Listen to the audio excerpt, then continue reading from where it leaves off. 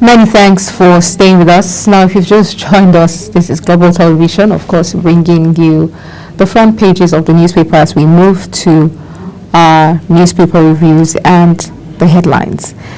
First of all, we'll be starting with the Vanguard newspaper. On the front page of the Vanguard newspaper, the big story we have here, it says NCDC declares cholera emergency, sets up measures. Also, we have Shetima to Sokoto government. Guard Sultan jealously. He's an institution. My government won't slow down until insecurity is eliminated, Tinubu vows. And then we have Davido, Chioma's thrilling love story as they tie the knot today. The riders on the big story where we have NCDC declares cholera emergency, sets up measures, says as Nigeria records 53 deaths, 1,528 suspected cases in 31 states.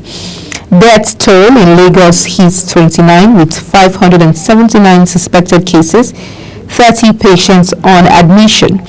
Investigation ongoing to reveal source of outbreak. Vaccine not available in public hospitals. Lagos engaged Danish firm to construct 100 public toilets. Ogun records 1 death and 25 suspected cases. Rivers crisis. Ex-local government chairpersons flout police order, stage protests. Boko Haram abducts High Court judge, wife, and 2 others. And then we have minimum wage, approved 250,000 naira demand to match inflationary trend, Labour tells Tinubu. These are the stories we have on the front page of The Guardian. We'll look at Business Day newspaper next. Let's see how much you can follow the money for you this morning on Business Day newspaper. The big story right in our face reads, says crude shortage threatens Dangote's petrol supply takeoff in July. So by July it will be 1 year since the first promise of takeoff. All right. Remember, as soon as former President Muhammadu Buhari had commissioned it in May, just at the twilight of his administration, the refinery had promised full-scale operation starting from July of that year, but it's virtually 1 year down the line. We haven't seen that happen. Just a few days ago, the chairman of the Dangote Group, owners of the refinery, said that international oil companies were making efforts to frustrate him. And now he's also saying that one of the things they are doing is we now find marketers opting for import of fuel, of petrol, rather than buying from the Dangote or using the Dangote facility. So the man is alleging some conspiracy, but we'll wait to see how this unfolds. But let's take a look at other stories for you, several other headlines. How long it takes a security officer to own $500,000 to buy a home. That's also an article on page 31. Yes, details on page 31 of this day newspaper. CBN grants IMTOs Naira access to boost remittances. That's international money transfer operators here. Naira access to boost remittances. Cholera, Lagos death toll hits 29 as 30 more hospitalized. Health authorities in Lagos say they are working hard to get to the index case of the cholera outbreak. Meanwhile, the Nigerian Center for Disease Control and Prevention has also declared cholera emergency as it stands right now. We understand 22 states have gotten kits already in this regard, but we're hoping ultimately we're able to curtail further spread and then manage it appropriately. Apps drive 1.22 trillion naira loan demand in 1 year. Of course, you have all sorts of, it's a litany of lending apps out there, but we are also told now, if you read up page 30 of today's issue of Business Day, that these apps have driven loan demand in 1 year to over 1 trillion naira. Of course, that's why it's called Business Day. All right, so let's flip and bring you Daily Independent newspaper. On the front page of Daily Independent, death cholera outbreak. Death toll rises to 53 across 31 states. Cases soar to 1,528. Above the nameplates, we have "I won't rest until insecurity is eliminated," Tinubu reassures. Guard Sultan jealously, Shettima tells Sokoto government. On the big story, Rider says federal government asks Nigerians to avoid locally prepared kunu, zobo and others. Ogun laments lack of vaccine. Lagos starts contact tracing. CSOs alert CBN others over plots to frustrate banking sector reforms. Obi laments loss of 95 trillion naira through exit of coins from Nigeria. Embattled former local government chairman protest in Rivers Council Secretariat. Pro-Wike lawmakers fail to stall suit seeking to declare seats vacant. Abiodun emerges chairman Southern Governors Forum. The Senate insists on probing Buhari's 30 trillion naira ways and means loans. Tinubu names Olatunji Bello CEO FCCPC. Those are the stories we have on the Daily Independent. The Sun. Look at the Daily Sun. Daily Sun. Yeah, for you. Daily Sun has a headline just beside the nameplate, or adjacent to the nameplate as it's called. A food crisis worsens. Two riders with that headline. How Naira crash, insecurity, smuggling, others crippled food production. Post-harvest losses hits $9 billion. Farmers pay billions as ransom to terrorists. All right, Star Story reads, Tinubu admits inheriting security compromises, historical injustices. So question, Mr. President, how do we fix them? The writer says insecurity fights federal responsibility, Governors Forum tells President. And then down the front page of the Daily Sun, Buhari's 30 trillion naira CBN loan probe ongoing, Senate. You can read all those details for yourself on page 29 if you pick up a copy of the Daily Sun today. And then at the foot of the Daily Sun, Kano government versus Bayero. A court fixes July 2nd to hear pending applications. Then the right corner, I should say, of the Daily Sun has its own headlines as well. FG declares cholera public health emergency as death toll hits 53. Lagos, Ogun record 579, 25 cases. Intensify environmental surveillance, federal government tells states and local governments. Obi suggests ways to tackle exodus of multinationals. Yes, the candidate of the Labour Party in the 2023 presidential election has now said by his own estimates that Nigeria lost 95 trillion on account of the exit of companies from this country. Anxiety mounts in Sokoto over Murik alarm on alleged plots against Sultan, but then Vice President Kashim Shettima has said that the Sultan is an institution and as such he should be protected. Labour, Mba has been paying 30,000 naira minimum wage awards. Plateau Special Force arrests gun runners, bandits, with a rider that says recovers AK-47s, 35 AK-47 magazines for delivery to Zamfara bandits. That's a systemic problem, apparently, but then it doesn't stop us from looking at the Daily Trust newspaper.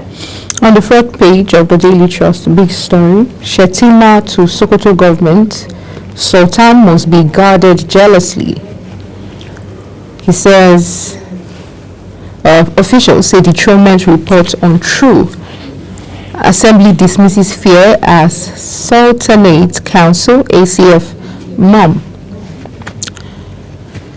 Underneath the nameplate, FEC holds today may consider new minimum wage workers.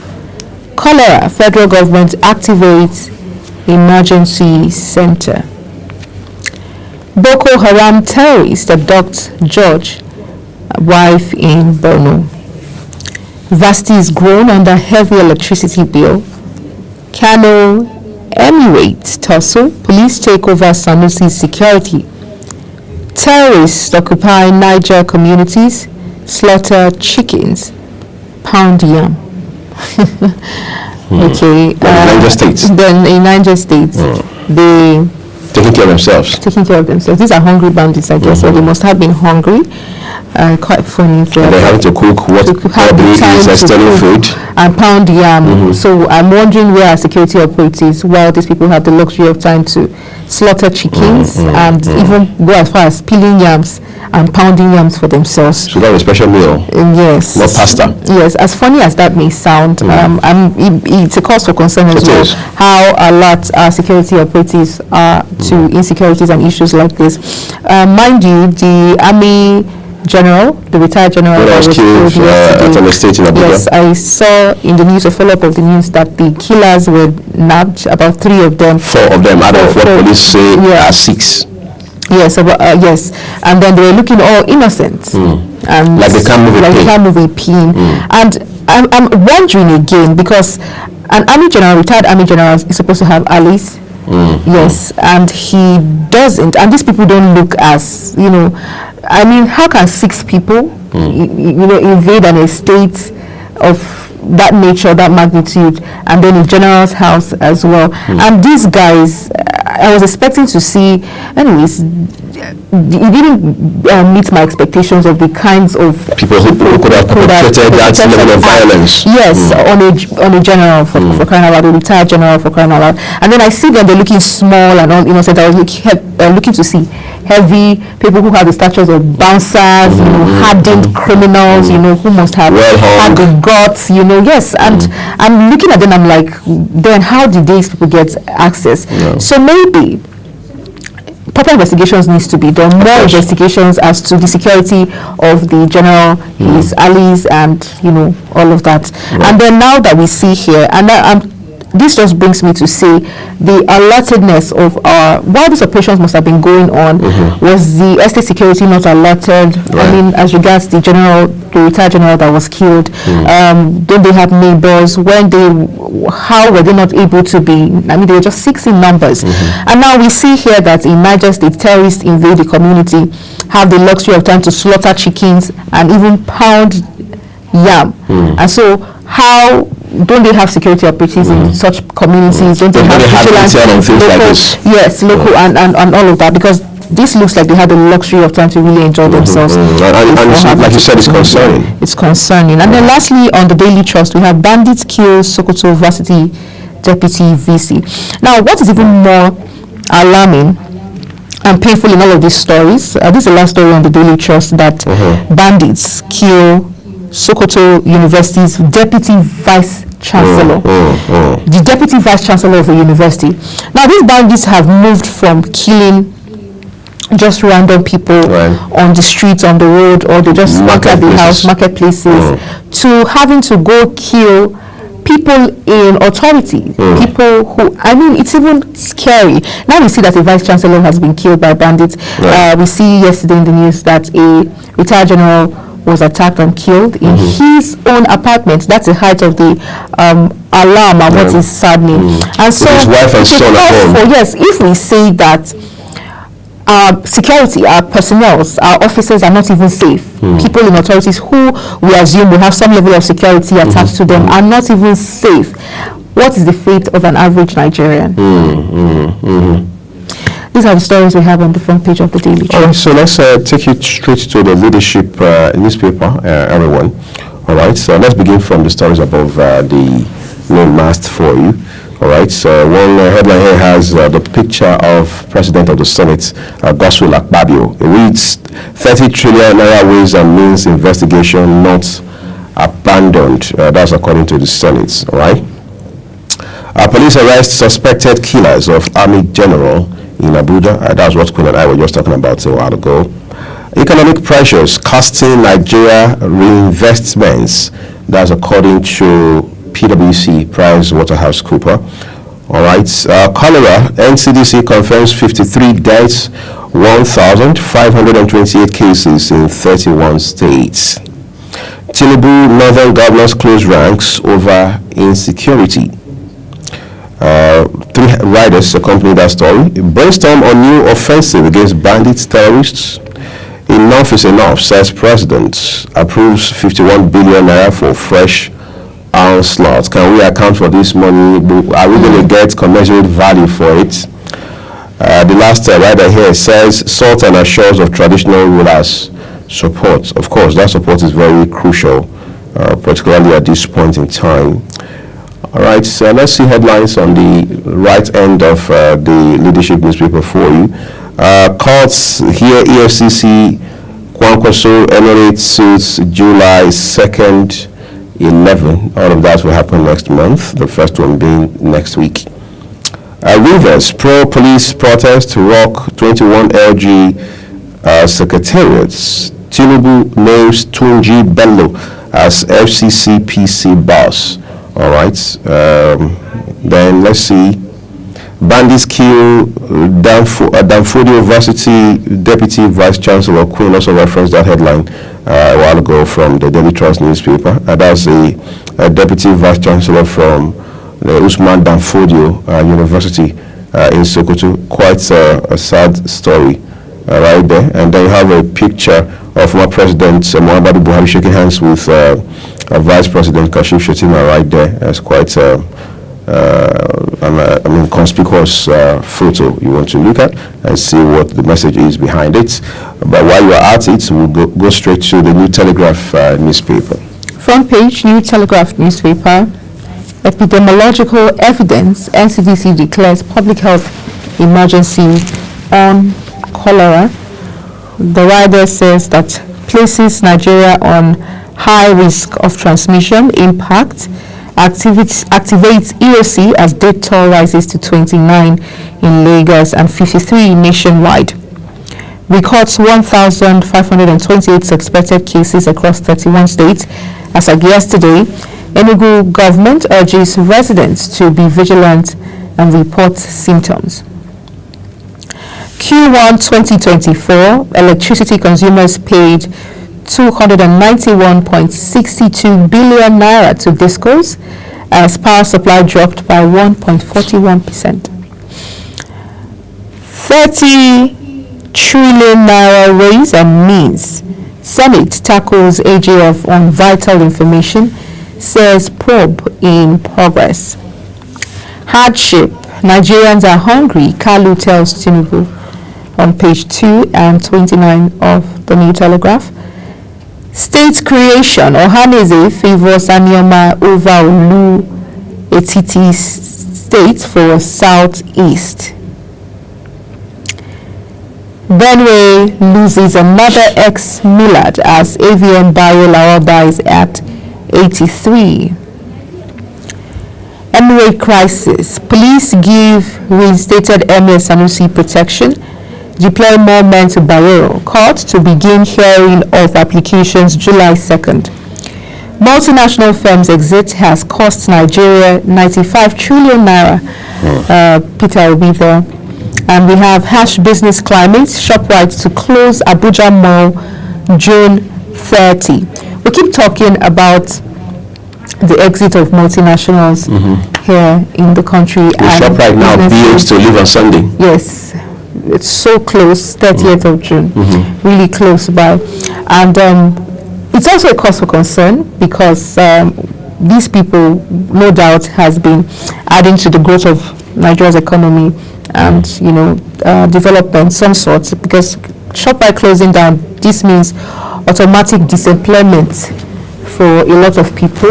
They'll be back to the streets and in the labor market. So you cannot imagine the thousands of people that have been employed and the thousands of businesses who are residents in the ShopRite building themselves, and now by virtue of ShopRite closing, that's going to affect businesses as well, small-scale businesses, large-scale businesses, and even employees, workers who are going to be thrown into the labor market afresh. And it's a cause for concern because this is the reason for their exit is attributed to harsh economic climate. And every day here we call for the attention of policymakers and the Nigerian government in general to do all that it takes to ensure that businesses and policies of businesses are favorable to businesses here in Nigeria, because we say that one policy can take you 10 years back.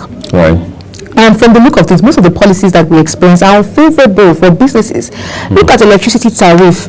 Even the tax for businesses, insecurity alone is enough reason for any multinational company to want to leave Nigeria, because no business can thrive in a place that is not secure. The lives and properties of the workers and that of the employers as well is not secure. Because today we're seeing that the general is killed in his apartment. How much more a foreigner who may not even have as much allies as the general would have? So they will be scared for their lives. And this news that are being reported or purported in the media is not encouraging. So it's a cause for concern. And we hear the president say today that he's not going to rest until insecurity is nipped in the bud. This is not the first of his statements. And this is not the first of statements like this that we've been hearing, that they have been putting strategies in place to ensure that there's never a repeat of such occurrences or incidents. But can we really say of a truth that we have not seen repeated cases like this?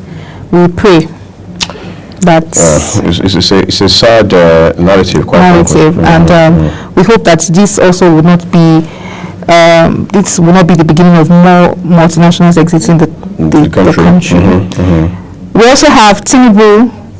Nigeria needs substantial investments in oil, gas to meet energy demands. Rivers crisis. Ex-LG chairpersons defy police stage protests. Treaty violation. Court gives Chinese firm go-ahead to seize Nigeria's properties in UK. US government awards $26.6 million grant to 33 Nigerian firms. These are the stories that we have on the front page of the New Telegraph. Nigerian News Direct is our next point of call. All right, so let's look at the Nigerian News Direct for you. We begin with the star story right on the front page. Says mixed reactions trail Atiku El-Rufai Ali Modi Sheri's visit to Buhari's residence. The writers here say visits and attempt to build Northern Alliance on seat Tinubu in 2027. Yes, Shehu Sani, former senator from Kaduna State, actually made the delegation on Sunday. Two more writers. The second says Nigerians must shine their eyes, reject regrouping of criminals, those who caused us pain. Ex-Can boss Harab.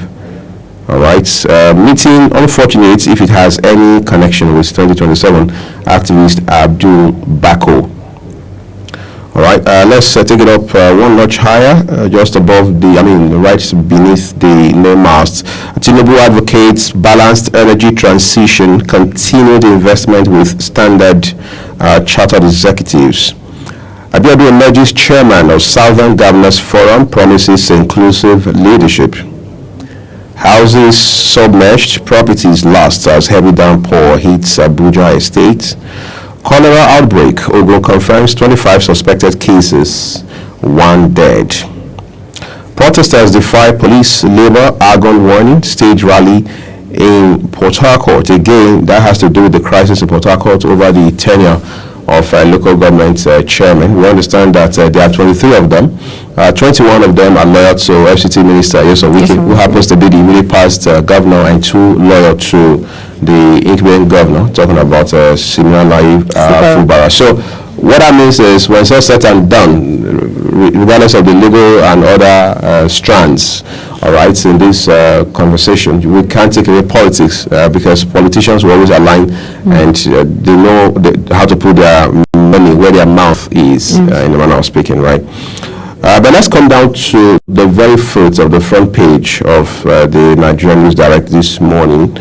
I inherited 359 billion naira debts from my predecessor earlier. That's almost 400 billion. That's the Benue State governor there talking. You know, when we had former governor Samuel Otom there, a lot of people said all he was doing was coming to TV to cry about bandits attacks and so on and so forth. Meanwhile, civil servants were not getting what was due them. The state was not making progress in many critical sectors and so on and so forth.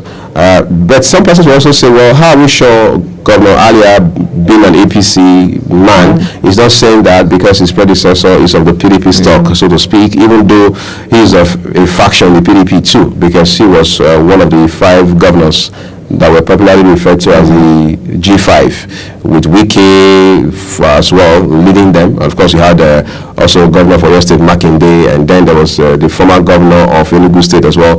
Then the 5th one was the former governor of Abia State, and so on and so forth. But now let's talk about Benue for a minute. There's a reason Benue is called food basket of the nation, not just for any other reason, because of the fact that Nigeria and indeed Nigerians largely rely on Benue for food, all right? Or you can't talk about agriculture and not have a conversation about Benue State unless, of course, you don't understand how these things work within the agri space. They realize that in the last couple of years, insecurity has depleted the food concentration, so to speak, from that state. And now it has become a political issue for the most part, with the current governor, Reverend Father Ali, saying that he inherited 359 billion. And personally, I get afraid when governors start talking like this, because most times from what we have seen before now, it becomes a basis to not do certain things. It becomes a reason for not being able to pay salaries. We have seen that happen in Kaduna State, even between 2 APC governors. And now we are beginning to hear the same thing from these states. When are we going to hear a governor say that my predecessor, who was here for 4 years, who was here for 8 years, has made my job a little easier because he did this, he did that? It's always about your predecessor borrowing so much, your predecessor starting white elephant projects, your predecessor dividing the states, your predecessor doing this. And I mean, it's all about what your predecessor didn't do right. But can we just hold on for a second and ask ourselves, was it not for the same reason I was elected to correct all of this anomaly? If you couldn't do the job, I mean, you have been a part of the state as well, you have been in this state, you have seen the development, you should know that there were some indications around this whole thing. So why would the governor, I mean, this is a man who has been in office for a year already, did you just realize that he borrowed that much? Did you don't know? Did you not follow the money? And then, I mean, isn't there a paper trail that shows how the government had been borrowing the whole time? So, Mr. Governor, sir, now that we know he borrowed close to 400 billion, what do we do to fix it? I mean, it's not a big deal to find a problem or identify a problem. The question is always who solves that problem. The world is looking for problem solvers, not people who are telling us about the problems. I mean, if you read the story, you'll be surprised there's nowhere the governor talked about how to fix the problem. Yes, the government is just telling you this is the problem, so deal with it. And you know, I think what happens is when governors get to that point where it's almost time to show results, show workings for the past 1 year you've been in office or for the period of time you've been in office, and then they realize that they've not been able to do as expected or do much in that period under review.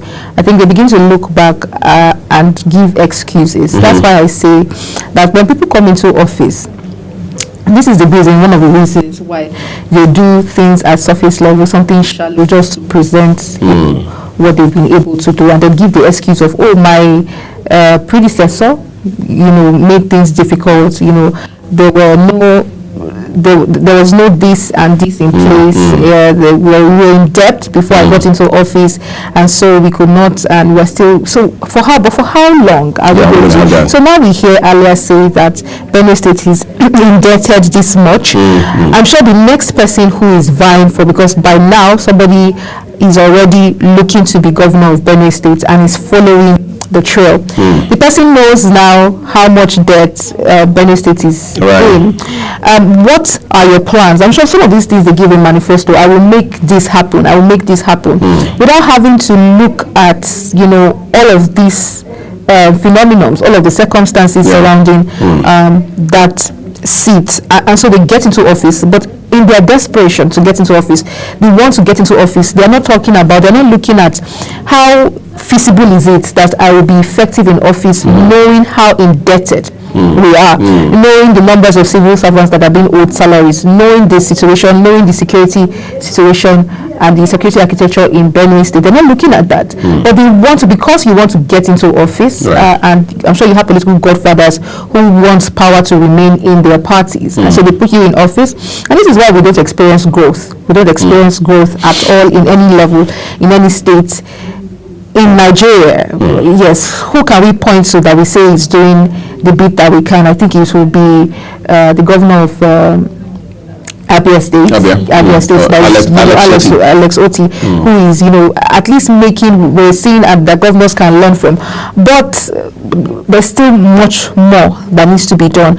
But this is what I am trying to establish here.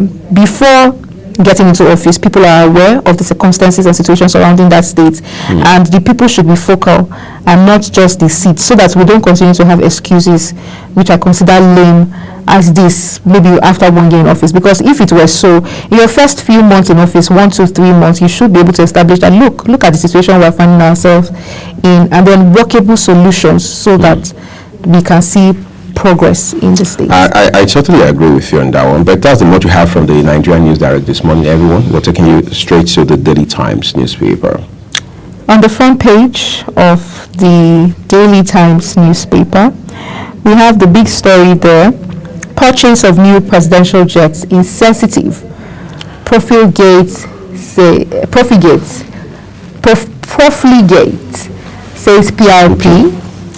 Wants Tinubu to step down project, ask federal government to focus on delivering tangible benefits to the Nigerian people. We've not abandoned probing Buhari's 33 trillion naira ways and means, according to the Senate. And then Tinubu reiterates commitment to tackle insecurity in Northwest nation, urges Nigerians to continue to unite as people embrace peace for development, says green industrial vision complementary to oil and gas investment drive. Federal government, Northwest governors will brainstorm to tame insecurity, minister. And then NCDC reports 1,598 suspected cholera cases across 107 local government areas. CJN blames poor justice delivery and ineffective management of courts. Lastly, Army making significant contributions to national development, Chief of Army Staff. According to the Chief of Army Staff, those are the stories that we have. But I wanted to highlight the purchase of the new presidential jets. I've always said that here, that I think that it is very insensitive for the president to be talking about a presidential private jet now that he has asked us to make sacrifices. But we've said that over and over again, so that we don't begin to sound like a broken record. I'm sure there are other people who are also propagating this message that we think it is. I don't know. But the president should also make sacrifices so that we can emulate him. Those are the stories we have on the front page. So let's go to the Guardian for you. The Guardian has its big story here focusing on the listed firms. Shareholders 130 billion naira trapped in SEC Finance Ministry 5 years after. All right. Why governors may stall new wage at state level. So that will get us stuck if it happens, which means that the federal and subnationals must be on same page in this regard. It will take decades to get out of banditry, Sultan laments. Northern politicians visit to Buhari plot to unseat Tinubu in 2027, says Sani. Why would you want to unseat the president? Well, you can read details for yourself on page 3 of the Guardian newspaper today. Embattled Rivers Council chairman, supporters protest, back police occupation. Cholera, Ogun records 1 death, 16 suspected cases. Obi expresses worry over exodus of multinationals. After upsetting Kano, political tremors rumble around Sultan of Sokoto. Unmetered electricity consumers rise by 600,000 in 3 months. You know, at a point we're talking in this country about service charge.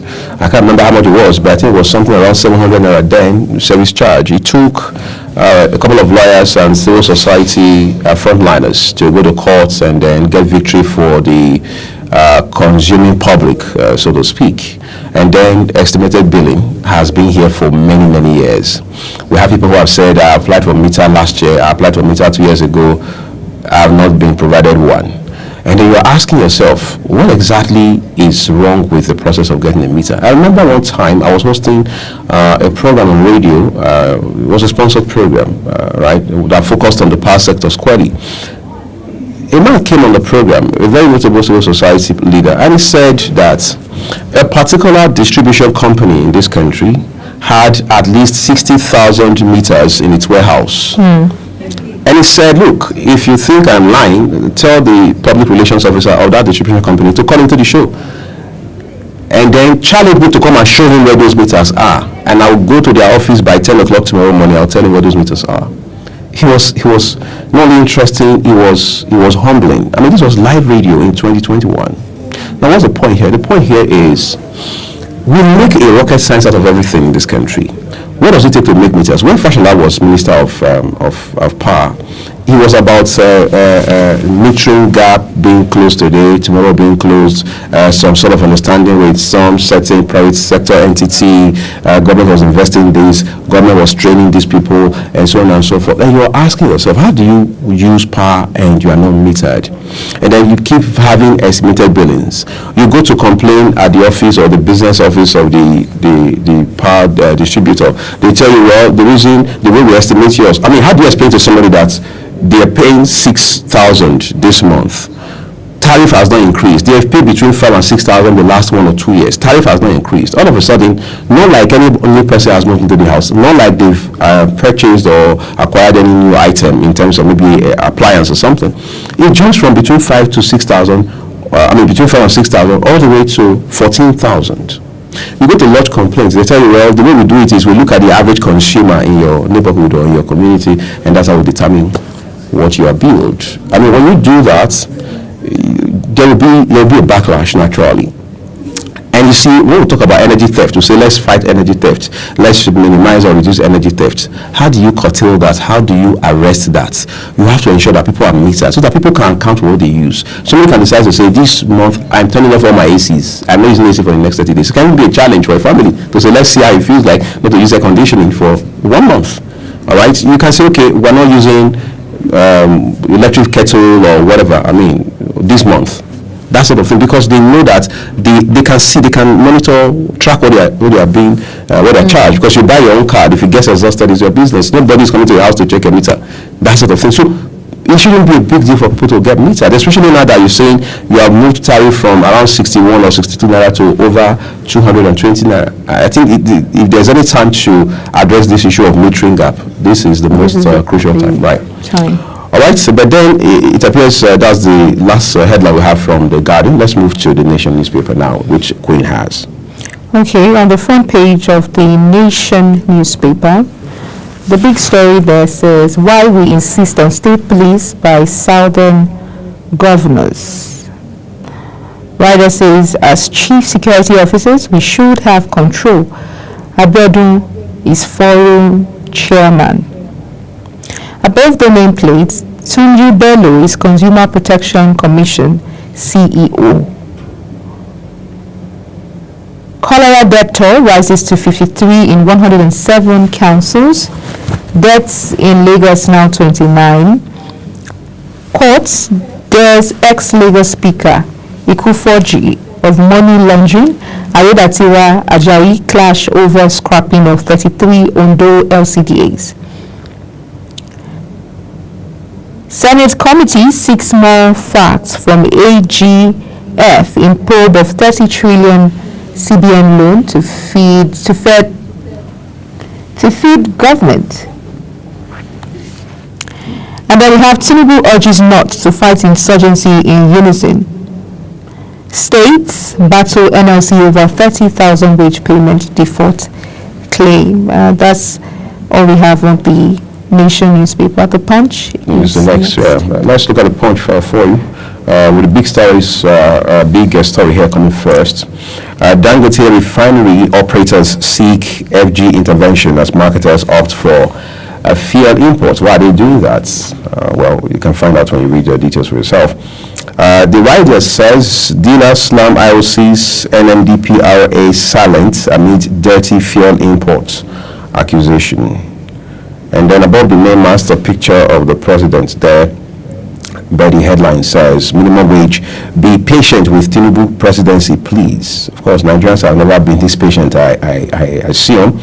Cholera spreads to 107 local governments, 1,528 persons infected. Anti-Sultan plot, Shetima PDP won as Sokoto denies allegation. Senate writes AGF meets Cardoso over 30 trillion naira loan probe.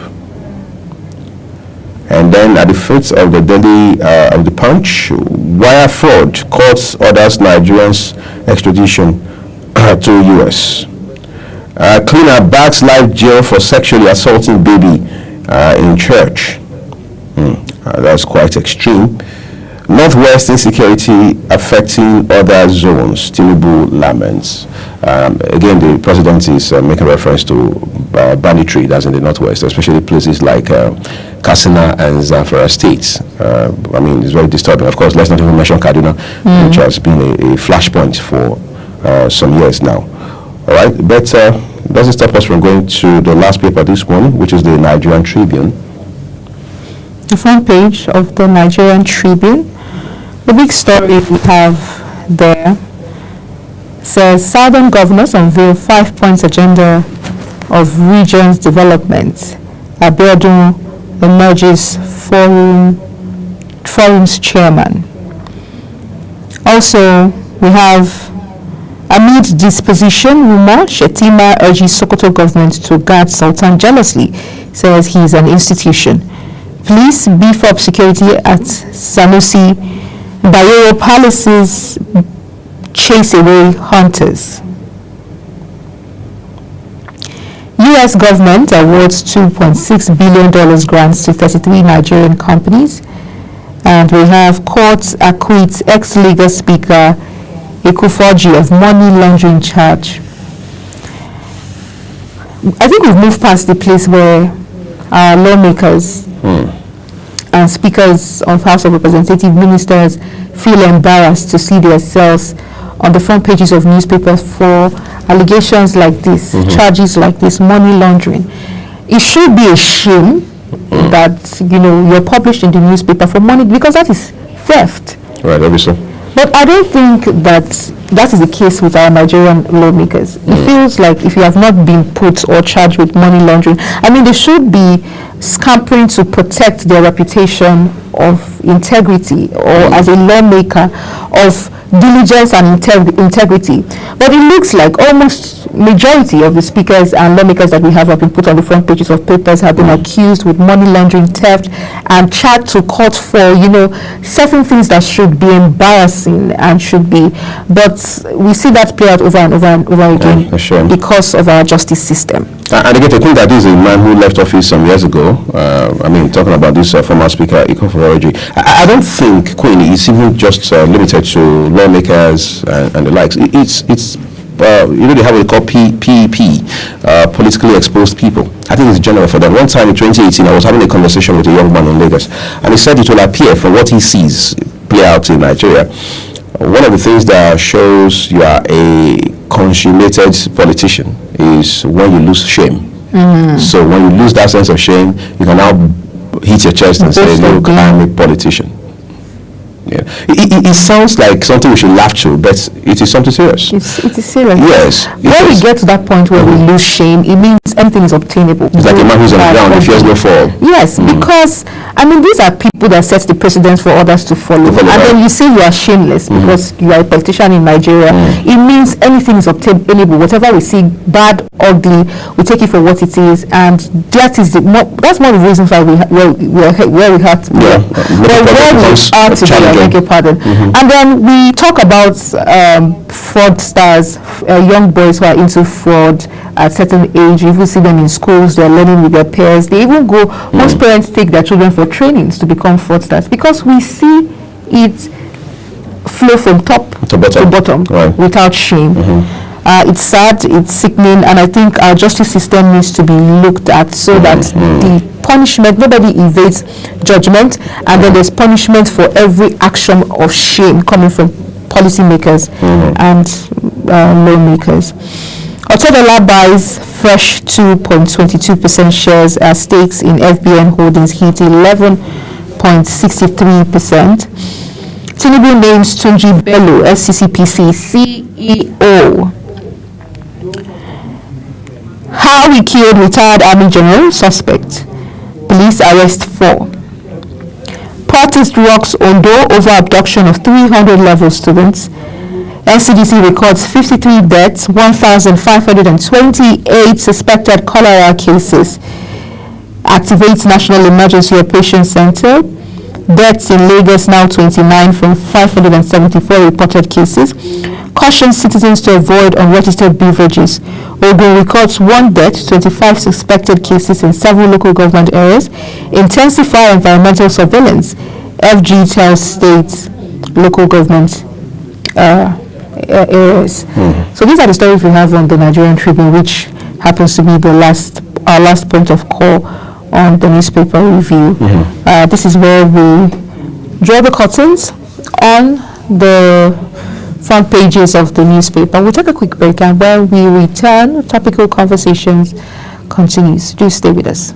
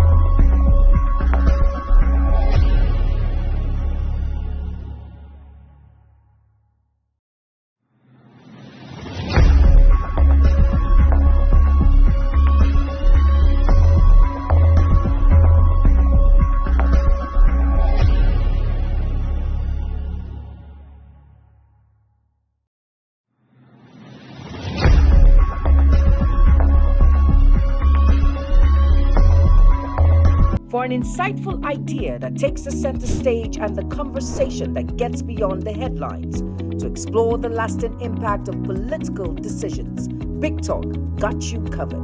From policy debates to geopolitical insights, from thought-provoking discussions to actionable insight. What is the real responsibility of government? Big Talk delves deep into the heart of the matter. Join us weekdays on global televisions from 6:30 p.m. for a reverting journey into the heart of politics, where we dissect issues shaping our society. With every government and introduction of new policies, businesses of all kinds and sizes seize the opportunity to evolve and redefine themselves. Business Point on global television is where we follow the money and put the facts and figures right in front of you. Watch Business Point every Monday through Friday at 11 a.m. as Kikelamo Okeri tracks all the latest developments across critical sectors. Business Point. This is business. Are you ready to be entertained like never before? Get ready to dive into the latest and greatest entertainment news in lifestyle, music, movies, birthday celebration, and so much more, all on Entertainment Circle on global television. From the hottest red carpet event to exclusive interviews with your favorite stars, we've got you covered. Stay up to date with the latest trends and news from the entertainment world, all in one place. Tune in every Saturday by 1 p.m. with Chung Annabelle Joseph on Global Television.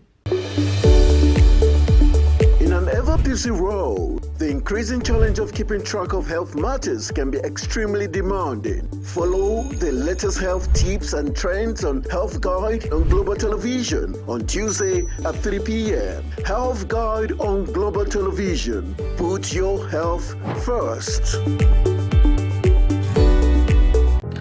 Get ready for it. Inside Today brings you issues relating to family, peer pressure, drugs, substance abuse, societal and topical issues making rounds. Join Jermaine Manson on Global Television Monday to Thursday and it repeats every Friday. Time 2 p.m. to 3 p.m. Don't miss out. Are you a food lover? Do you care about your health and nutrition?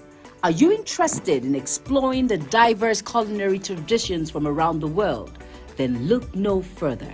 Introducing Lunch Global on Global Television, a show that takes you on a delicious journey through the world of food, nutrition, and diet. So, whether you're a seasoned foodie, a health enthusiast, or simply curious about the world of food, Lunch Global has something for everyone. Tune in Mondays to Fridays and let your taste bud take you on a journey of flavor, culture, and discovery on Lunch Global. Bon appetit!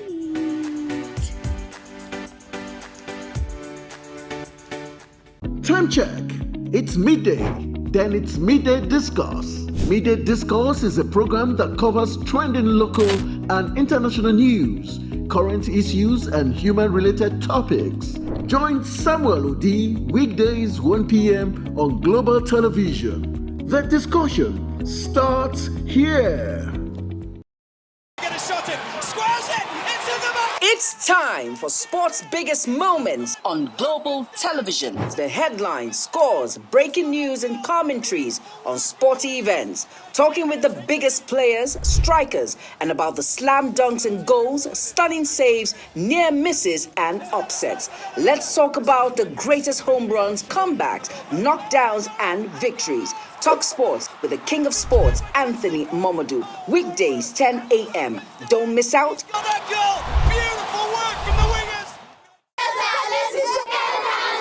Hello, children. Gather around, let me tell you a story. Do you know that stories have a way of captivating the minds of children, bringing fun and imagination to teach them morals? Join Sharon Ajay as she takes you to explore the thrilling and exciting world of storytelling. I'll be sharing with you our next interesting story. Tune in every Saturday on Global Television, time 5:30 p.m.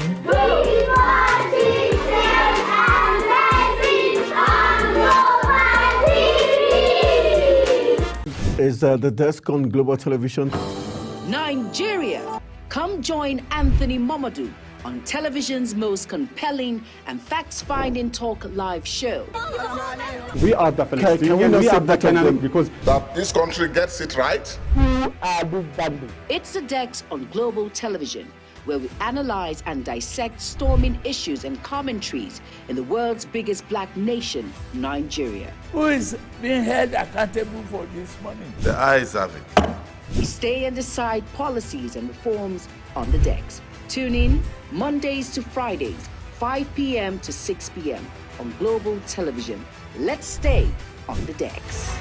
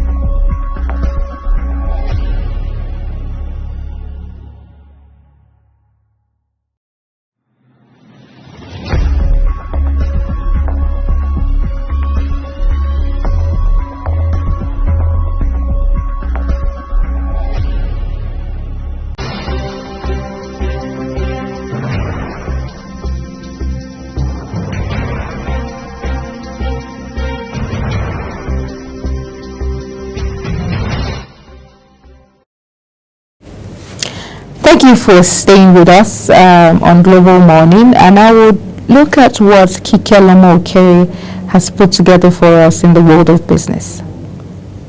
Hello and welcome to Business Report on Global Money. The Nigerian Naira exhibited stability in the official market, aligning with Fitch rating projection, despite trading within 1,500 Naira range against the US dollar in the parallel market. Meanwhile, the US dollar index surged to its 8-week high in the broader market. The Naira briefly lost its 1,500 Naira support level in the black market amid increased demand for the US dollars. Naira's fundamental brightened in June. The Naira demonstrated relative stability against the US dollar. Data from the Financial Market Dealers Quote (FMDQ) revealed that the Naira traded within the 1,473 Naira to 1,485 Naira range against the US dollar this month. Its 100-day price swing are at their lowest since November, and its 10-day volatility is at lowest point in a year, attributed to hawkish stance of the Central Bank of Nigeria. The central bank has been aggressively influencing the foreign exchange market to improve liquidity, a crucial aspect of this effort. The bank has also implemented monetary policy tightening measures to maintain the value of the local currency. In a move to enhance transparency, the Central Bank of Nigeria abandoned exchange rate ceiling and adopted market-based limitation to attract dollar inflow, reduce volatility and curb inflation, which surged to a 28-year high of 33.95% in May. The CBN raised its benchmark interest rate to a record of 26.25%. The regulator is combining a total rise of 750 basis points this year with significant Naira liquidity mop-up through monthly bond sales and dollar inflow from external lenders. Recently, the African Export-Import Bank provided Nigeria with $925 million, the third tranche of $3.3 billion crude oil-backed prepayment facility aimed at boosting hard currency and availability in the local foreign exchange. Additionally, the World Bank approved $2.25 billion in order to support Nigerian economic reform, which should further enhance foreign exchange liquidity. The Nigerian Exchange Limited has fined 9 quoted 76.8 million naira for failure to file their audited financial statements after the regulatory due date. The companies were sanctioned for their inability to meet the regulatory requirements for the year-end 2022 and 2023 financials. The company include African Alliance Insurance PLC, VFD Group PLC, FBN Holdings, Sterling Financial Holding Companies PLC, among others. Further check shows that African Alliance Insurance PLC with 48.6 million naira fine for inability to file the 2022 annual financial statement when required. Central Security Clearing System PLC realized 7.284 billion naira transaction and depository fee in the year 2023 financial year ended 31st of December 2023. This was contained in the Group 2023 Annual Financial Report. The amount represents a 59.49% growth over 4.567 billion naira reported in 2022 by the group, and also cumulatively account for 80.97% of the total revenue of 8.996 billion naira. Further check shows that the key driver of the group's revenue in 2023 financial year emanated from the transaction fee, accounting for 4.911 billion naira as against 2.609 billion naira reported in the year 2022, representing a growth of 88.23%. The segment contributed to 54.59% of the total revenue of 8.996 billion naira. Also, depository fee income followed by 2.37 billion naira, an increase of 21.20% compared to 1.956 billion naira generated the previous year, 2022.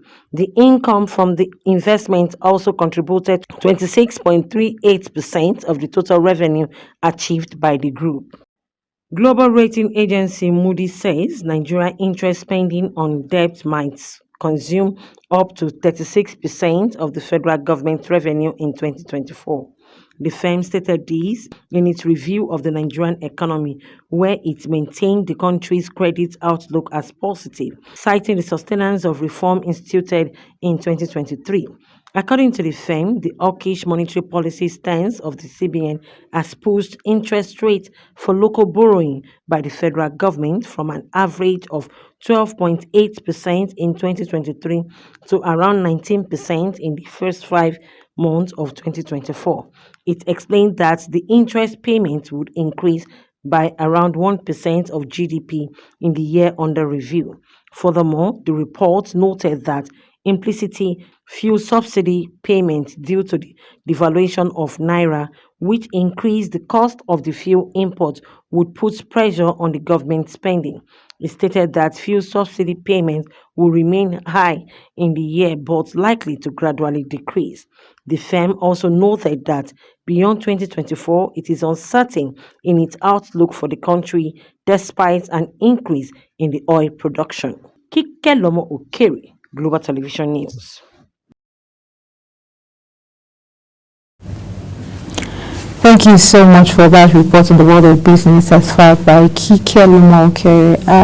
Mr. Uyi, I want us to, because some of the things that we highlighted because of the conversation on the newspaper review earlier this morning is social media and the rise of content creators now where we are, especially now that everything is monetized. So everybody is striving to be a content creator, as that can be perceived as convenient. You're in the confines and comfort of your home. You don't need to go. Some people say, I want to be a full-time influencer and content creator.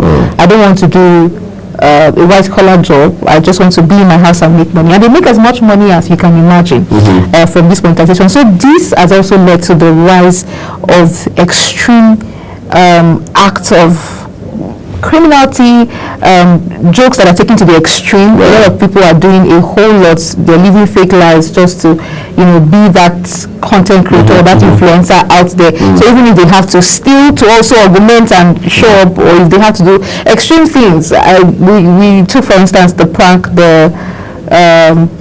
that claimed the lives of one of the 2 girls that were in a tricycle, which is sad.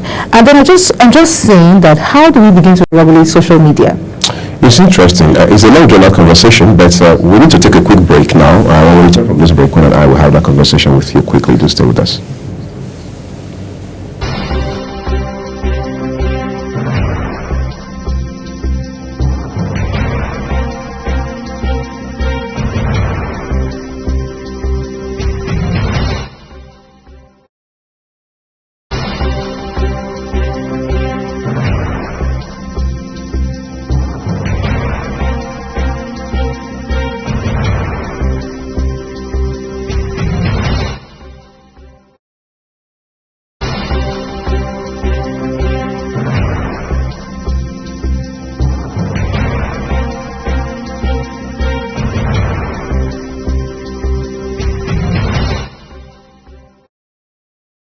Takes the center stage and the conversation that gets beyond the headlines to explore the lasting impact of political decisions.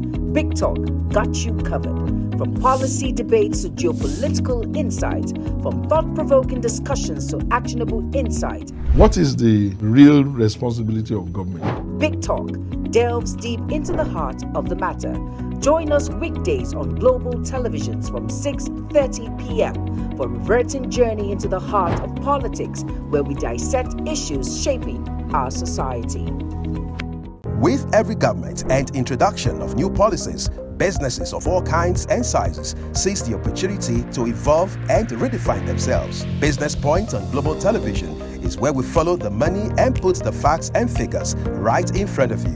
Watch Business Point every Monday through Friday at 11 a.m. as Kikelamo Okere tracks all the latest developments across critical sectors. Business Point. This is business. Are you ready to be entertained like never before? Get ready to dive into the latest and greatest entertainment news in lifestyle, music, movies, birthday celebration, and so much more, all on Entertainment Circle on Global Television. From the hottest red carpet events to exclusive interviews with your favorite stars, we've got you covered. Stay up to date with the latest trends and news from the entertainment world, all in one place. Tune in every Saturday by 1 p.m. with Chung Annabelle Joseph on Global Television. In an ever-busy world, the increasing challenge of keeping track of health matters can be extremely demanding. Follow the latest health tips and trends on Health Guide on Global Television on Tuesday at 3 p.m. Health Guide on Global Television. Put your health first. Get ready for it. Inside Today brings you issues relating to family, peer pressure, drugs, substance abuse, societal and topical issues making rounds. Join Jumaine Manson on Global Television Monday to Thursday and it repeats every Friday. Time 2 p.m. to 3 p.m. Don't miss out. Are you a food lover? Do you care about your health and nutrition? Are you interested in exploring the diverse culinary traditions from around the world? Then look no further.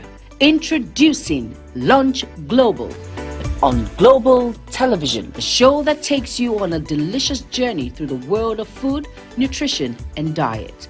So, whether you're a seasoned foodie, a health enthusiast, or simply curious about the world of food, Lunch Global has something for everyone.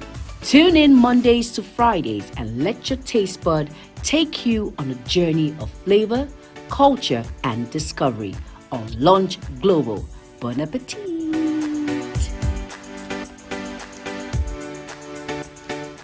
Time check.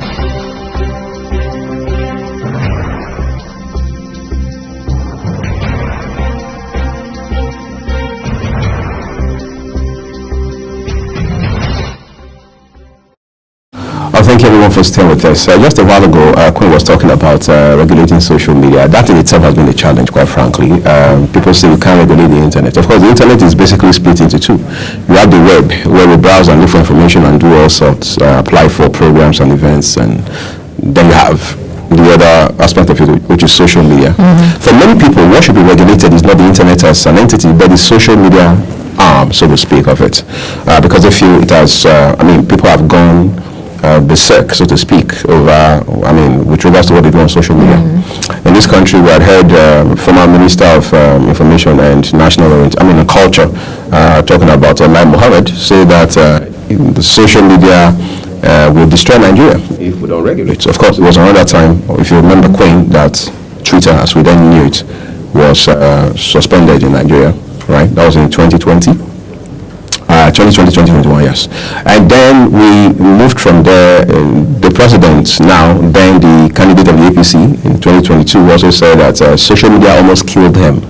Obviously was making veiled reference to how that he was traumatized because of the things he saw people say about him on the social media and all of that. So what does he say? What he says is that there has to be a bit of, there has to be some moderation. The question is, in practical terms, how can you moderate? Even if you introduce a legal framework, will that be sufficient to moderate social media? Is there any country that has been able to moderate social media? No, what we're seeing has been outright banned. You go to Asia, you go to the Middle East, even across Africa and continental America, you see that it is banned. So in some countries, you hear that at the point, I don't know about now, in China, you could not access Facebook because there was a ban. For them, that was the way they could regulate it. But they could allow you do YouTube and a few other things. We're seeing some campuses, even in the US, where they say you can't do Facebook because they want students and faculties to concentrate on their academic involvement or engagement, that sort of thing. But in all, beyond regulation, we must have role models in society, because most of these issues are moral in nature. They're not just issues of politics and policies. They are issues of morality. They are issues that have emanated from a place of absence of examples to follow. All right. Imagine you go to social media, for instance, somebody will tell you a lady who comes on social media platforms unclad is her role model. How do you do that?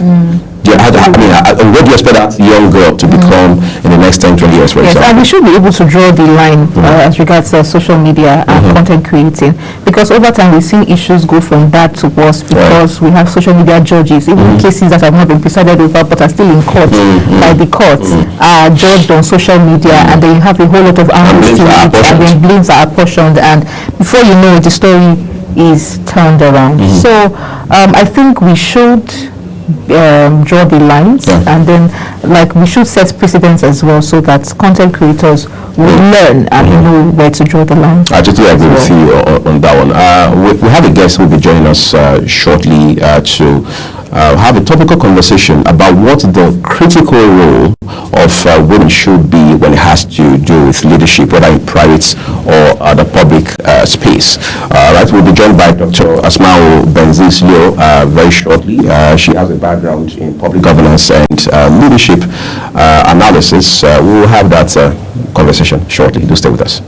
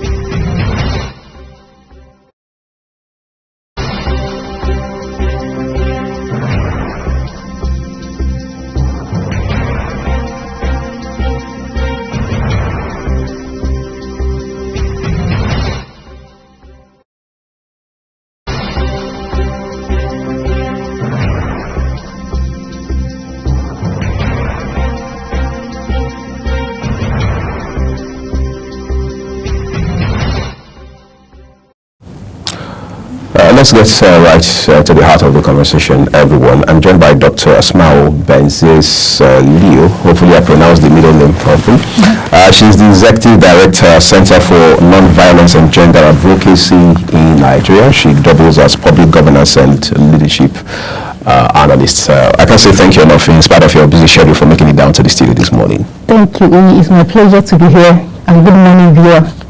Okay, so I want us to start from somewhere. This is a bit political, but I'm sure it's something you can relate with as a woman.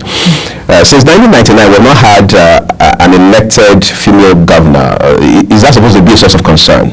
Yeah, for sure. It is a source of concern, not just to the women themselves, but it should be a thing of concern to every Nigerian, right-thinking Nigerian. Because if you look at it demographically, Nigerian women constitute almost 50% of the population, and nothing without us is for us. So there should be need for women to be represented, especially in the high decision-making bodies in the country, especially being a governor, being a president, vice president, key positions within the parliament. Women should be able to occupy that. We almost got close. in 2023 elections, we were almost there. Adamawa State. And that's coincidentally, it was my state. We almost got there. So, but I don't know what happened. We just found ourselves where we are.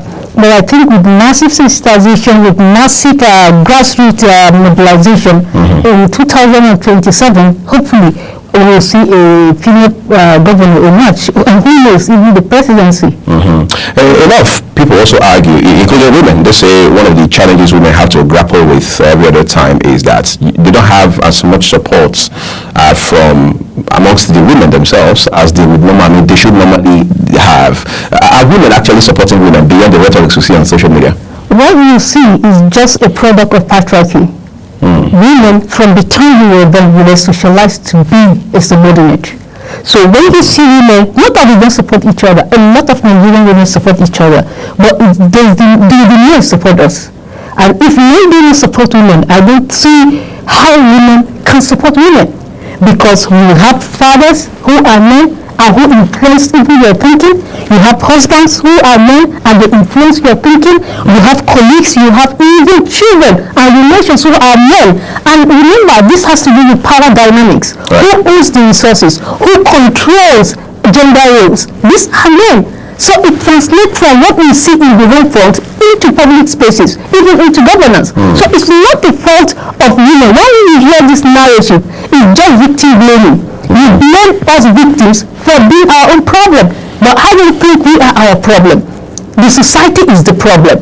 Do we appreciate the potential of women? Do we see women as having the capacity to govern? That is the issue at stake. It's not that we cannot do it. And there are a lot of women that sincerely want to support women. And I see that women coming together, mobilizing, sensitizing others to vote for women. But when it comes to the polls, what happened? They are being victimized through electoral violence. They are being victimized and also incentivized by a lot of behavior buying. And you know, this is also entrenching poverty. Women are poor. When you look at the metrics, economic metrics, women are at the lower point of the poverty line. So when they come to entice women with money, entice women and to also enforce the patriarchy and also use electoral violence against women, you see women, I tell you the truth, I've been an election observer for a very long time. And when you go to the polls, what you see is that we see electoral talks. You understand? Young people coming to intimidate you to either vote for a particular party or a particular candidate, or else you get divorced from your home, or they even ostracize you, or they even attack you and your children. There was a woman, Salome. You know what happened in Kogi election some years back? This woman was a woman leader in a particular party, and she was intimidated to the extent that she was killed, burnt in her own house. So this is that was a very pathetic story. Exactly. I want us to talk about, now that you mentioned political parties, because they also have their internal issues. When you look at political parties across board, how receptive are they to women participation? Because it still appears to be all men affairs within the political parties themselves. That is where we have a problem. Like I always say, the intra-party system has to also be inclusive. You know, they feel the exclusive right of women to be within that party space is to assign them responsibility, like the women leader, the youth leader, and that's where. But the women seem happy with that. It's not about happy. You have to start somewhere. My brother, you have to start somewhere. If you are in a room like this and all they can give you at the table is just to be, let's just start from the women leader. We are not made up. Yes, from there they're moving. You understand me? But what they do internally, they have to create, even I think the responsibility of electoral management bodies here is that you have to create this internally. There has to be a law that every political party should assign, particular positions to women. Then within the National Assembly, there has to be a law. If you remember in 2023, that was last year, right? But before the elections, there was this bill that was introduced in the House in terms of quota system, affirmative action, and also 111 seats for women to occupy. But what happened to those laws? One day we just woke up, 5 gender bills were thrown out of the National Assembly. How do we assign? So we have the men to thank for that. Yeah, we have them to, is it to thank them or to blame them for that? Do you understand me? Other countries like Rwanda that we usually cite as a model, how do they get to where they are in terms of women participation? They are not in parliament than the men. In Rwanda, we just emerged from the blues. They had laws, they had legislative policies that had brought women to where they are today. Nigeria is not ready. Nigeria is not willing. And it's not just about the men, but also the women. Are we ready? That is just the question. It's interesting. Let's talk about education. Is it enough? Is formal education enough? Is it sufficient for effective participation by women? I say no. Leadership. I say no. It doesn't have to be. It is a prerequisite. It should be a prerequisite for leadership because you have to be enlightened. You have to know both your literacy and numerical whatever that entails within the formal education sector for you to even evolve to become a credible politician. But I tell you the truth. I have seen women that were not formally educated, but were built their capacity through local news, through interfacing with people at the grassroots. Politics is all about number. Politics is all about acceptance. There are people women that are very educated, highly educated, but they don't have street credibility. They don't have the acceptance of the grassroots in terms of even election or aspiring. So we have to combine the two. You need both the formal and the informal education for you to be a seasoned politician, especially a woman politician in Nigeria. A lot of persons say we are not lacking in laws as far as women participation, equity for women is concerned. In fact, they say that the challenge we have is the implementation of those laws and policies around women participation. So I'm not aware you're a lawyer, but how do you also work around the legal framework to be able to improve? For me, the legal framework are there, just few of them, but they are not sufficient. Right. You know, when we talk about the national gender policy, within the national gender policy, which took a cue from the Beijing Platform of Action, took a cue from CEDAW, that's the Convention on the Elimination of All Forms of Discrimination Against Women. Right. What those things we are talking about is that affirmative action should be given to women in both elective and appointed position. But the Beijing platform assigned 30%. Nigeria within the national gender policy assigned 55%. So if we can't just get 35%, we have to start somewhere. That's right. And it has to come from laws, like you said. Then not happy to defy bills that were within the National Assembly. They've been thrown out. So if we say we have laws for any other thing, but we don't have laws for inclusion, we don't have laws for women empowerment, and we don't have laws for gender equality. And that's why women advocates like us are saying these laws have to be put in place if we are serious about empowering women and not just paying lip service. Now that we're talking about women, I see somebody like Betta Edu, who has been suspended by the president for allegations of impropriety in office. Suspended Minister of Humanitarian Affairs. People say it will appear that even women have not done enough in that regard to also do their own findings, some sort of due diligence, because the woman has said time and again that she was framed, that all of those allegations are baseless and so on and so forth. Do women pay attention for a second to issues like that, especially since the person involved is a woman too? I think political education is very important. Sure. For every woman, before you aspire, you have to know the dynamics. The political space is toxic. The political space is masculine. The political space is a contest. So you cannot come there unprepared. Do you think she was not prepared? Well, I cannot say she's unprepared because I don't know her trajectory as much. But I knew that she has grown through the ranks to be where she is as a women leader, as a youth leader in her party. And I know that lady doesn't lack capacity. But you know, when you are dining with wolves, when you are dining in a space that is toxic, so to say, you understand, power is not given, power is taken. You have to have your strategy, you have to be informed, you have to put your eyes on the ground to know the intrigues happening within that space. And I think that's where women take it for granted. Men are strategic. Right. They know how to play their games and they work within the cycles and their networks. Women, when you are there, it is important to also bring other women as advisors, people that will look out for your good, people that will tell you what you need to do part-time. And that is why women always, when you are being elected, you also want to, you want to renounce with patriarchy, want to be as a man. You are a woman in a woman's skin, but in your thinking, you become a man. So that you become a man, and you align to the masculine, provision within the system. You understand? Women politicians should learn to be women. Bring into leadership the feminine, authentic leadership skills into government. We are known to be empathic. We are known to be confident. We are known to be sensitive. Do you know it's only a woman that when she comes to this room, she can tell you before you open your eyes, just a look around, she can tell you what is happening even without her being here for a long time. So that emotional intelligence, that sensitivity should not just be for the home, should not just be for your children and your husband, it should also be within governance.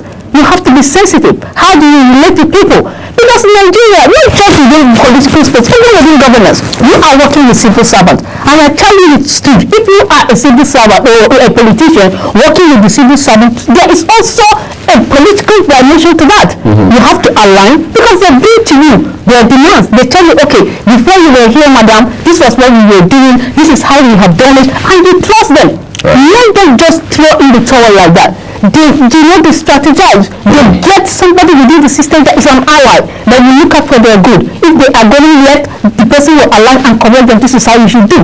But unfortunately, we just trust everybody because that's our instinct, the mother instinct and the feminine instinct. And we find ourselves being always dragged. It's not only Beta. We have seen Patricia Ete. We have seen women like Obi Ezekwesili. We have seen women that have done great to do the late blessed memory. We've seen a lot of women once you step into that role, it ceases to be a woman. Arrows are at you. People are attacking you. They want to see you fail. Obviously, that's the reason you said women should come prepared. Yes, preparedness is very important, even in governance and politics. I can imagine. We're taking a quick break, everyone. We're coming back shortly to wrap up this conversation with my guests. Do stay with us.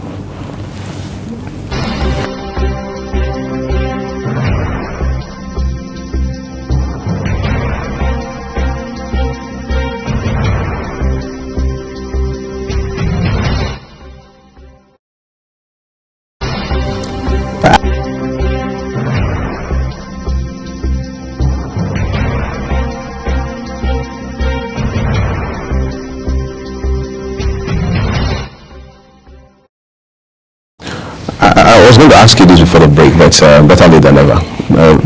People also talk about constraints for women occasioned by our cultural and traditional practices. How do we stick with our tradition, our culture, while women still go ahead to shatter the so-called glass ceiling? Well, in Africa, we are a continent that is really guided by norms and values. Some might be positive social norms, some might be negative. And most of the times when it comes to women in leadership, it's usually the negative social norm that takes root, where you are told that a woman cannot be a leader. That's right. A woman cannot rule over a man. And that's not just it. Some people use religion to also make it a case that the religious tenets does not allow a woman to lead, that it's only a man that is supposed to be the head, and then the woman becomes the tail, or I don't know how. She has to be a part of the body. Yes, somehow, whether the tail or the lip, I don't know. But these social norms haven't helped us.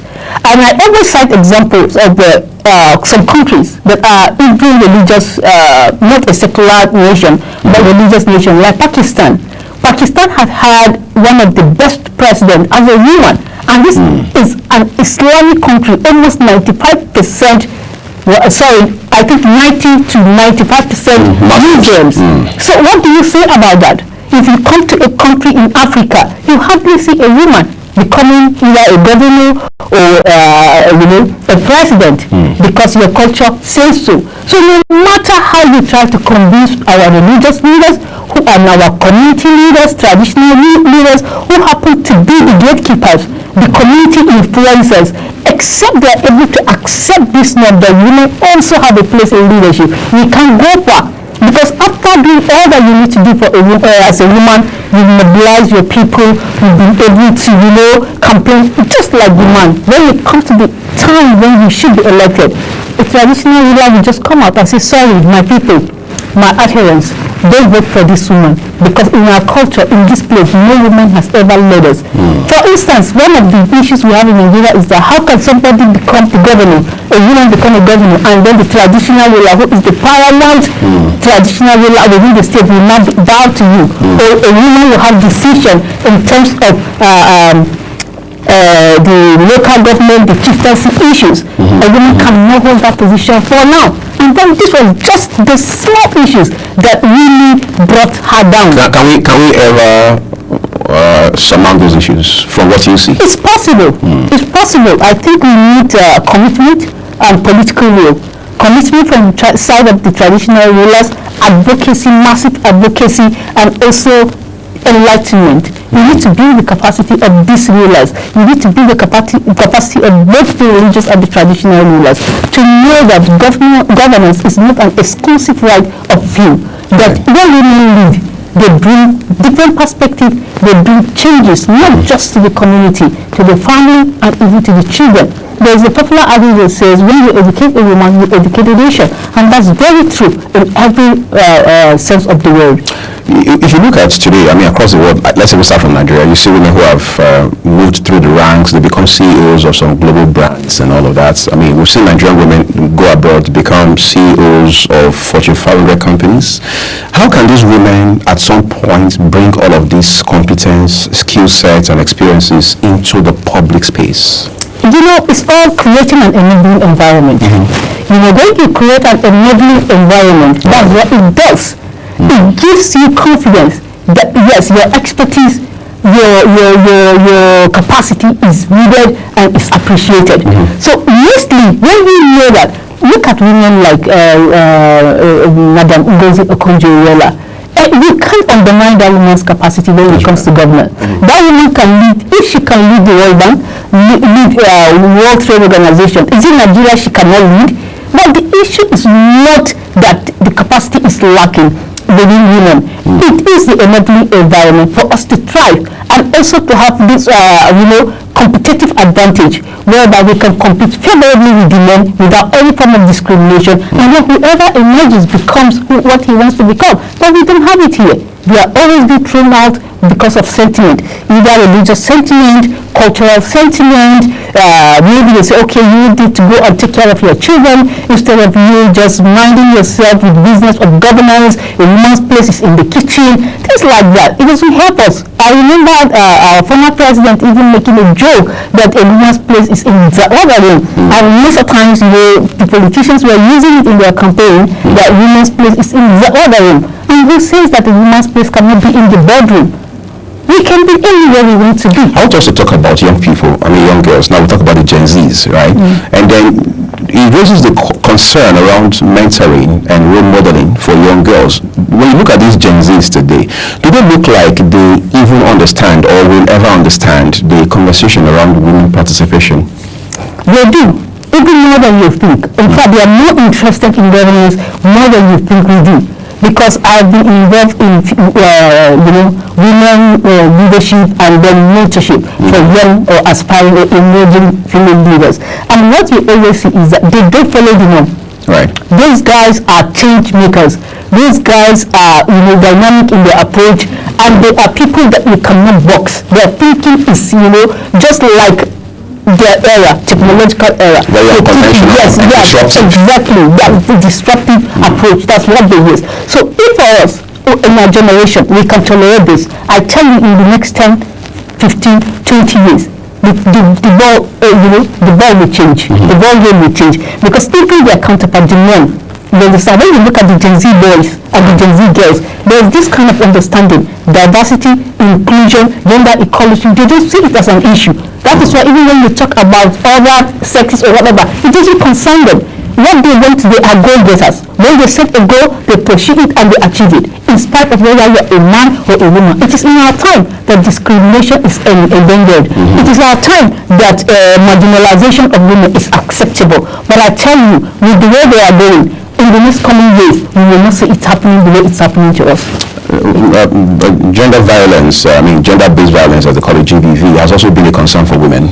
A lot of women can't focus because they've been subjected to this violence, either within marriage or outside of it, sometimes by the brothers, by the persons they are in relationship with, in most cases by their husbands. How can women win the war against gender-based violence and be able to stay on track to keep the eye on the ball?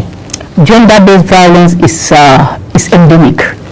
Gender-based violence is unacceptable, and unfortunately, 1 in every 3 women in the world is affected by gender-based violence, whether psychologically, whether physically, whether culturally, even in the workspace or in the public space, so to say.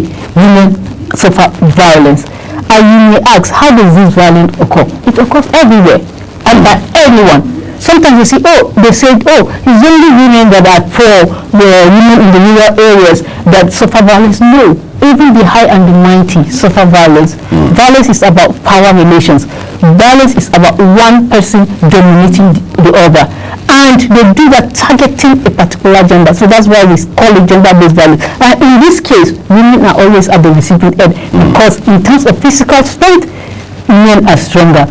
In terms of emotional, you understand, stability, women are stronger. So when a woman will decide to exert her authority, some men cannot take it. Right. Some men feel the only way I can silence this woman, the only way I can make her obey me, the only way I can subdue her is for her to suffer violence, because as soon as I exert my power, my physical strength on her, she will shrink, and then I begin to rule and have dominance over her. But the effect is what people don't know. Violence against women and girl child, even the boy child, goes through all your lifespan. Some women today cannot marry. Some women cannot achieve their dreams and their goals, aspirations in life because of the violence they suffered even when they were children. So, and the cause of it has caused, for instance, in the United States, there is a statistics that said every year it costs the US almost $400 billion just for the cause of domestic violence. You know what that does to the economy? Women, if you suffer violence, you cannot be able to go to work. That means you can't earn your living. And in some offices, when you don't go, you lose your paycheck for the day or for the month. And that is how, we begin to recycle that space, or recycle poverty within a generation. But let's talk about women-owned businesses in Nigeria right now. We see that growing. We're seeing an ecosystem of women-owned businesses across this country, whether in agriculture, in tech, in consulting, and so on and so forth. But we're also in an economy now that is very troubled. They say the economy is in the woods and stuff like that.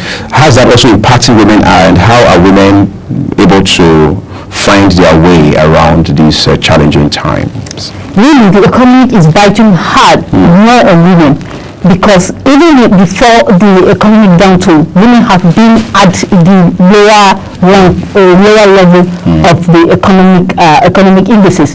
If you look at it, small and medium enterprises, women are mostly, at the informal economy. That's right. And at the microeconomic level.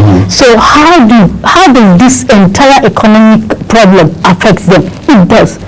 They need to feed their children.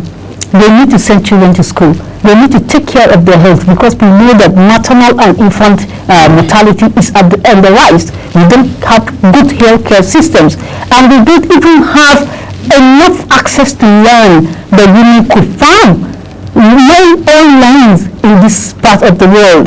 So when you see a woman owning a land, it's either that land has been leased to her, or the land has been inherited, but somebody is controlling it. That is to say, the profit from the land, the harvest, goes to somebody else. She is just a producer. There's a middleman, and ultimately it's either her husband, her uncle, or somebody that will control the person from that farmland. So women are not given the opportunity to control their own resources. Somebody else controls that for them. And now that the economy is like this, if I don't control what I earned, then what happens to me? That is even in the informal sector, right? Coming Going even to the civil service or public service or even the private sector, some men control the salaries of their wives. Before your salary comes, you have to be accountable to the man. That means you don't have a right to spend a dime without him knowing. So he gives you handouts. Exactly. But you legitimately earned, then you are given peanuts, and that is not fair. And you know its impact also on the economy. How do you survive? How do you take care of your personal? You don't even have access to disposable, disposable income. Exactly my point. You understand? So these are issues that we have to look at. We have to have inclusive financial policies whereby the women could also own businesses. And even in terms of loans, in terms of grants, we find it very hard. Some people will say, some banks will say you have to bring your husband. Your guarantor has to be a male factor. Your guarantor has to be a male factor. Men don't suffer that. If a man needs a loan for his business of scale, he just goes to the bank and does what he wants to do, his transaction, and is given if he's qualified. But for women, we put stringent and very strict rules that sometimes even makes it impossible for them to gain access to finance, and that is very bad. Another thing is also financial literacy. Some women are not plugged into business, so they don't even know what it takes to do business, to earn, and even to save. Most women don't even have access to bank account. So how do they even save in the long run? We see them putting money, especially in the rural area, under their pillows or under their beds. And at the end of the day, the man becomes the controller, because if you are not there, something happens. He goes to take the entire... Without accountability. Of course. In fact, by force. So these are the issues we are talking about. I'd like to say a big thank you to you, Dr. Asmau Benzes Leo, for coming to share with us this morning about issues affecting women and what we can do as a society to win them. Thank you so much. We appreciate it for your time. It's my pleasure, Uri, and thank you for listening, viewer. And that's what we're living in this morning. Queen Agaba, myself, and the entire production team here in Abuja say a big thank you we're leaving in the hands of Anthony Momodu, who has a package for us by way of sports updates. Have a great day ahead of you. Hello sports fans, welcome to Sports News Update. Barnabas Varga is stable in hospital after reportedly breaking several bones in his face after a sickening head clash during Hungary's Euro 2024 match against Scotland. Hungary manager Marco Rossi revealed that their crucial 1-0 win over Scotland, that Varga is expected to undergo surgery on a fractured cheekbone he sustained in the incident. The Group A match was stopped for around 7 minutes after the Hungary forward was knocked to the ground following a collision with Scotland goalkeeper Angus Gunn in the 67th minute. The trains are no longer to be relied upon in Germany. It has been the most surprising element of Euro 2024 for anybody who basked in the smooth operation of the World Cup finals 18 years ago, and it has ruined a well-worn national stereotype. For more 90 minutes in Frankfurt, Julian Nagelsmann's team, such a reassuring model of efficiency through their first two games, were on the brink as well, trailing to Switzerland seconds from defeat and ceding top spot in Group A to their neutral Alpine neighbors, until Niklas Füllkrug rode to the rescue. Füllkrug is a man Germany have come to rely on, and he delivered again, this time in the second minute of stoppage time with his head on the end of a splendid cross whipped in from the left by David Raum. It was a classic centre-forward header, using the pace of the cross to guide it back from the direction from where it came for his 13th international goal on 19th appearance, an impressive ratio. As the ball settled in the net and the home crowd erupted, the two teams switched places at the top of the group and changed destinations. A former Premier League striker was sent off in the Copa America following horror challenge on his opponent. Ecuador faced Venezuela at the San Francisco Stadium and went into halftime with a 1-0 lead following a goal from Brighton winger Jeremy Sarmiento. But Sarmiento's goal came after ex-West Ham and Everton striker Enner Valencia kicked an opponent in the face and was handed a red card in the 22nd minute. The 34-year-old launched for a mid-ball air in the box but was extremely late with his high challenge on Jose Martinez, leaving the Philadelphia Union midfielder in a heap. Valencia was soon given a matching order after VAR review, and his team would eventually suffer as they played a man down. Venezuela's John Da Cadiz leveled things up with a side foot from outside the box in the 64th minute before Eduardo Bello snatched the lead with a rebound 10 minutes later. Valencia played for the Hammers from 2014 to 2017, notching 8 goals in 54 appearances. He was later loaned to Everton for the second half of the 2016-2017 campaign before moving to a Mexican side, UENL. Novak Djokovic was pictured training at the All England on Sunday, but the Serbian star remains uncertain on whether he will compete at Wimbledon. Djokovic was forced to withdraw from the French Open following his fourth-round victory over Francisco Cerundolo due to injury. Djokovic underwent surgery on his right knee in Paris 18 days ago after he tore his medial meniscus and now needs to wait and see if it has healed enough in time for him to play at the Wimbledon. Wimbledon's social media account shared photos of Djokovic on Sunday night welcoming the 7-time champion. Djokovic was pictured with a support on his right knee and right elbow, but will have a week to recover further ahead of the start of Wimbledon on July 1st. The 37-year-old wants to avenge his previous men's final defeat against tennis prodigy Carlos Alcaraz, who earned a stunning first Wimbledon title in 4 sets last year. One day, Lando Norris and McLaren will get it 100% right rather than between 98 peg and 99 peg, and the World Championship fight will burst into life. They are so agonizing close to getting there that Norris is currently berating himself through a long days and restless night. Norris is now second in the championship for the first time, 69 behind Verstappen, but he added, "The car was amazing and deserved more." He learned as if he needed any prompting the truth that if you are hell-bent on winning the title, that you can't give Verstappen the slightest sniff. The Dutchman is too good for that, and he proved it again. Only 2.2 seconds separated the pair at the end of the 66th lap, and Norris was looking at the fraction of difference that made it so. And that's how we call it a wrap on the Sports News Update. I am Anthony Momodu. Welcome to Global Morning. The death toll from flooding. Most time our politicians just bring in policies too, for sure. Incidentally, we have several more stories. The legislature was carefully crafted to 22.2% inflation rates as of April this year. What does that say about where we are as a country? I think Nigeria has resorted to being resilient. Before you call a police station, before they even leave, they'll take permission from. I don't think there's really anything on ground to improve. The struggle with the ASU strike. You have done your work, you have put us to the wall. We are not the slaves. I'm not a small boy. You should have given me the report. I have not seen the report.